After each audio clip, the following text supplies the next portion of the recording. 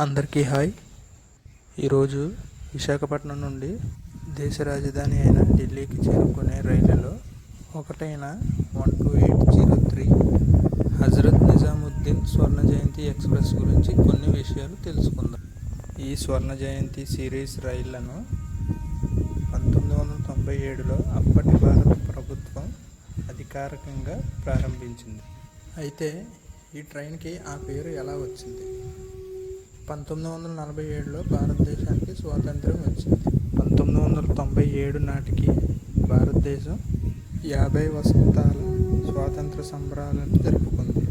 ఈ సందర్భాన్ని పురస్కరించుకుని భారతీయ రైల్వే దేశ రాజధాని ఢిల్లీని వివిధ రాష్ట్రాలలోని ముఖ్య నగరాలను కలుపుతూ ప్రత్యేకంగా స్వర్ణ జయంతి సిరీస్ రైళ్లను ప్రవేశపెట్టింది. విశాఖపట్నం నుండి ప్రారంభమయ్యే ఈ రైలుకు కూడా అదే ప్రాముఖ్యతతో స్వర్ణ జయంతి ఎక్స్ప్రెస్ అని పేరు పెట్టారు. ఈ ట్రైను ప్రతి సోమవారం, శుక్రవారం ఉదయం 8:15 విశాఖపట్నం నుండి బయలుదేరుతుంది. ఈ ట్రైను దాదాపు 2093 కిలోమీటర్ల దూరాన్ని కవర్ చేస్తుంది.